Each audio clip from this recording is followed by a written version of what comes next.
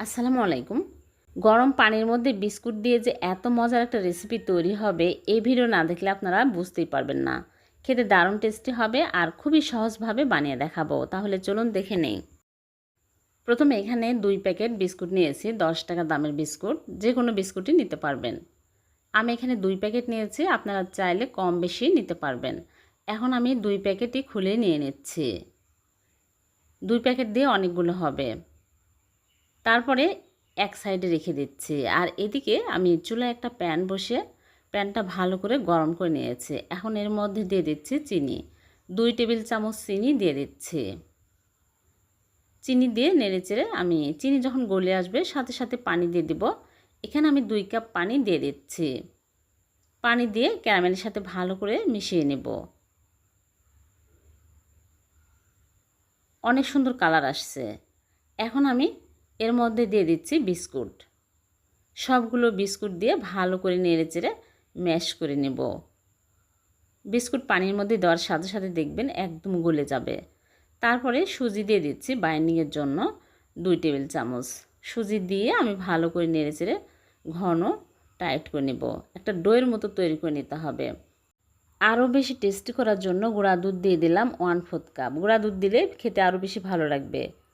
এখন আমি ভালো করে নেড়েচেড়ে শক্ত করে নেব।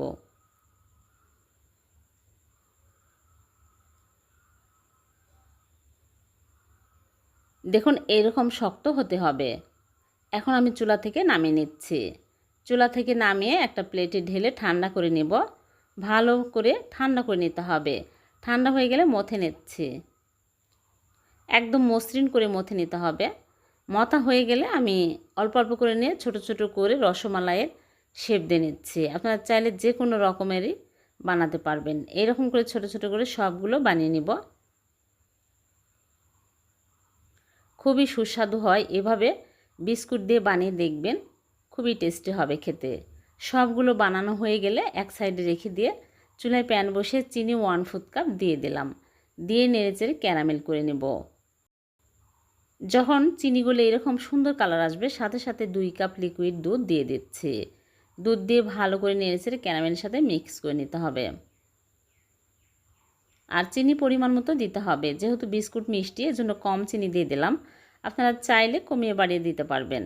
এখন আমি ভালো করে বলক তুলে নিব। ভালোভাবে বলক চলে আসছে। এখন আমি এর মধ্যে মিষ্টিগুলো দিয়ে দিচ্ছি। মিষ্টিগুলো দিয়ে 5 মিনিট জাল করব। বেশি জাল করার প্রয়োজন নাই, তাহলে গলে যাবে যেহেতু বিস্কুটের মিষ্টি। আর চেক করে দেখতে হবে ঢাকনা খুলে গলে যাচ্ছে কিনা। ভালোভাবে বলক চলে আসছে আর হয়েও গেছে। এখন আমি চুলা থেকে নামিয়ে নিচ্ছি। চুলা থেকে নামিয়ে রেখে দেবো ঠান্ডা হওয়া পর্যন্ত। ঠান্ডা হয়ে গেলে পরিবেশন করে আপনাদেরকে দেখাচ্ছি কতটা লোভনীয় হয়েছে দেখতে। এখন আমি পরিবেশন করে নিচ্ছি। দেখলেন তো কত সহজে হয়ে গেল। মাত্র 10 টাকার উপকরণ দিয়ে মজাদার মিষ্টি। এভাবে বিস্কুটের রসমালাই বানিয়ে দেখবেন। ছোট বড় সবাই অনেক পছন্দ করবে। খেতে দারুণ টেস্টি হবে। সবগুলো পরিবেশন করে নিলাম আর একটা আমি আপনাদেরকে দেখাচ্ছি, তাহলে বুঝতে পারবেন কতটা নরম তুলতুলে হয়েছে। বোঝাই যাচ্ছে বিস্কুটের মিষ্টি একদম নরম তুলতুলেই হবে আর খেতেও হবে দারুণ টেস্টি। ভিডিওটি ভালো লাগলে লাইক কমেন্ট শেয়ার করতে ভুলবেন না। আবারও দেখা হবে এরকম নতুন কোনো রেসিপিতে। সে পর্যন্ত ভালো থাকবেন। আল্লাহ হাফেজ।